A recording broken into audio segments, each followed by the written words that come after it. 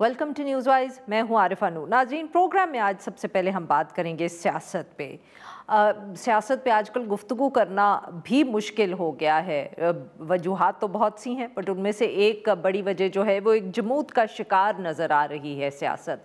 लगता है कि उसमें कोई तब्दीली नहीं आ रही, जो जहाँ खड़ा था वहीं खड़ा है और कोई गुंजाइश भी नहीं है कि यहाँ कोई तब्दीली आ सके। एक तरफ पाकिस्तान तहरीक इंसाफ और इमरान खान साहब के एक्स पे अगर हम बयानात का जिक्र करें तो लगता है कि उनके मौक़िफ़ में कोई नरमी नहीं आई और ना वो कोई कॉम्प्रोमाइज़ करने को तैयार नज़र आ रहे हैं। दूसरी तरफ जो उनकी जमात है, जिसका अब राब्ता उनसे दिन ब दिन मुश्किल होता चला जा रहा है, उनके अंदरूनी इख्तलाफात जो हैं वो बढ़ते हुए नज़र आ रहे हैं।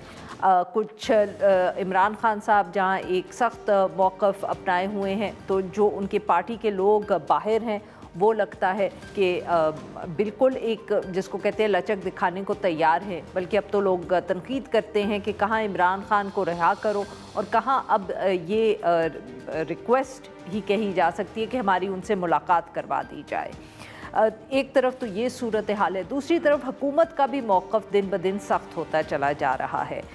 एक तरफ जो है हुकूमत ने अब ये वाज़े कर दिया है कि जिस किस्म के बयानात इमरान खान साहब के सामने आते हैं तो ना घर वालों की ना उनकी जो वकला है किसी की भी इमरान खान साहब से मुलाकात नहीं करवाई जाएगी।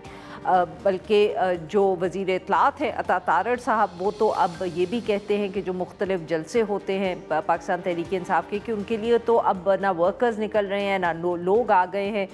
लोग आते हैं क्योंकि उनको लग रहा है कि सामने तो एक डेड एंड सी है।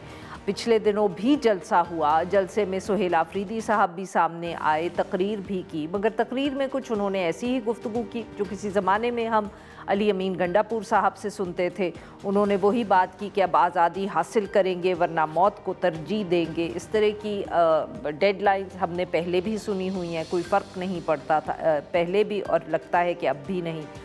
मगर ये ज़रूर है कि अता तारड़ साहब ने पिछले दिनों में ये कहा कि जो वज़ीर आला है सुहेल आफरीदी साहब, उनका रवैया जो है वो बेहतर हो रहा है। अब इससे क्या उनकी मुराद है? और आखिर में हम थोड़ा सा जिक्र करेंगे जो एक्स से हुकूमत एक दफ़े फिर नाराज़ नज़र आ रही है। बैरिस्टर अकील मलिक साहब जो हैं, उन्होंने सोशल मीडिया के हवाले से गुज़िश्ता दिनों में इंटरव्यू दिया और यहाँ तक कहा कि अगर एक्स ने हमारे साथ ताउन ना किया तो हो सकता है उसको एक दफ़े फिर बंद कर दिया जाएगा। और उसके बाद जो वज़ीर मुमलिकत है बराए दाखिला तलाल चौधरी साहब, उन्होंने भी एक लंबी चौड़ी प्रेस कॉन्फ्रेंस की जिसमें उन्होंने ख़ास तौर पे एक्स का जिक्र किया। इन सब इशूज़ पे बात करने के लिए आज हमारे साथ मौजूद हैं बैरिस्टर अकील मलिक साहब, वज़ीर मुमलिकत कानून व इंसाफ, और हमें जॉइन किया शफ़ीउल्लाह जान साहब ने, मावन ख़ुसूसी इत्तलात वज़ीर आला Khyber Pakhtunkhwa. Welcome to the show gentleman. Aqeel साहब, आपसे गुफ्तगू का आगाज़ करेंगे। सर, पहले तो ये बताएं कि ये कौन सा रवैया सुहेल आफरीदी का बेहतर हुआ है जिसका जिक्र कर रहे हैं इंफॉर्मेशन मिनिस्टर अता तारड़ साहब? बिस्मिल्लाहिर्रहमानिर्रहीम। आरिफा साहिबा, बहुत बहुत शुक्रिया। देखें, मैंने ख़ुद इस चीज़ का जिक्र किया कि थोड़ी बहुत उनके जो लहजा है उसमें बेहतरी आई है, जो चॉइस ऑफ वर्ड्स है वो थोड़े कदरे बेहतर हुए हैं। एनएफसी की मीटिंग भी उन्होंने अटेंड की, उसके बाद किसके लिए दिया सर? जी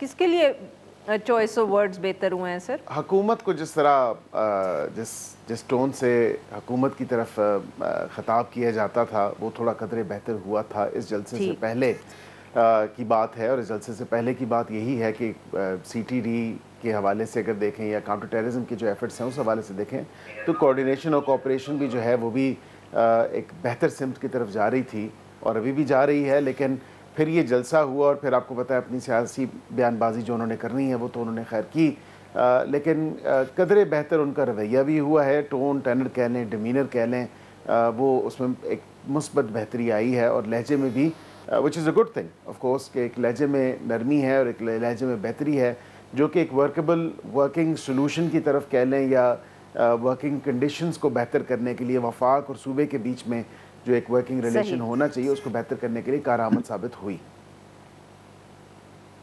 बिल्कुल ठीक। यानी कि सर आप कह रहे हैं कि वो वफाक और सूबे के ताल्लुकात के लिए बेहतर है, ये नहीं कि पाकिस्तान तहरीक इंसाफ और वफाक में ताल्लुकात के लिए बेहतर सूबे की और very quickly before I go to Shafi साहब। जी बिल्कुल, सूबे और वफाक के बीच जी शफी साहब, आप शफी साहब, आपने बैरिस्टर साहब की बात सुनी, तो बस क्या मामला है सर? वज़ीर आला साहब ने कुछ, उनको एहसास हुआ, कुछ आपकी हुकूमत को एहसास हुआ कि उनका रवैया बेहतर है, और मगर पाकिस्तान तरीके इंसाफ की तरफ तो वैसे भी बैरिस्टर साहब कह रहे हैं कि कोई फ़र्क नहीं पड़ा, और आज हमने देख भी लिया, मंगल का दिन था, बहनें अडियाला जेल गईं और मुलाकात एक दफ़े फिर नहीं हुई। सबसे पहले आपका शुक्रिया। मैंने बैरिस्टर अकील साहब की बात भी सुनी, और आपको पता होगा कि आज मंगल का दिन था, और मंगल के दिन जो अदालती अहकामात हैं उनके मुताबिक उनकी खान साहब की बहनों की मुलाकात उनसे होती है और उकला की मुलाकात होती है। अभी तक वहाँ पे धरना जारी है, क्योंकि एक दफ़ा फिर हुकूमत ने गैर कानूनी गैर आईनी इक़दाम किया और मुलाकात नहीं करवाई, ना ही बहनों की और ना ही उकला की, जिसके रिस्पॉन्ड में वहाँ पे एक पुरअमन धरना वहाँ पे शुरू है। अलीमा आपा वहाँ बैठी हुई है, उनके साथ वर्कर्स वहाँ बैठे हुए हैं, पार्लियामेंटेरियंस वहाँ पे बैठे हुए हैं। तो ये इस मुल्क में इस वक्त सूरत हाल ये है कि एक जेल का जो सुपरडेंट है वो इतना ताकतवर है कि ना वो अदालती अहकामात को मान रहा है, ना कानून को मान रहा है, और ना ही आइन को मान रहा है।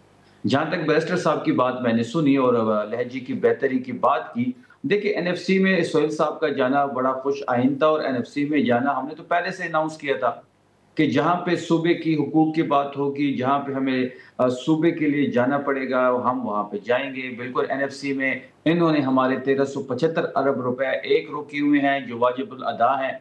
एक इन्होंने हमारे मर्जर के बाद 538 अरब रुपए एक रोके हुए हैं। 2200 अरब जो हमारे हैं वो एनएचपी के इन्होंने रोके हुए हैं। तो ये वफाक जो जुल्म, जो सौतेली माँ का सलूक इस वक्त खैबर पख्तूनख्वा के साथ कर रही है, तो ये मुकदमा लड़ने बिल्कुल हम एनएफसी अवार्ड में गए। वहाँ पे हमने बड़े मुदल्लल तरीके से और बड़ी मैच्योरिटी से सोहेल आफरीदी साहब ने सूबे का मुकदमा रखा, और वहाँ पे एक सब कमेटी भी कायम कर दी गई है जो कि जनवरी में दोबारा वहाँ। ये जो वो रवैये की तब्दीली की बात कर रहे हैं या टोन की तब्दीली की बात कर रहे हैं, तो वो क्या एनएफसी को देख के सामने आप लोगों ने ये फैसला किया था और क्या चीफ मिनिस्टर साहब ने?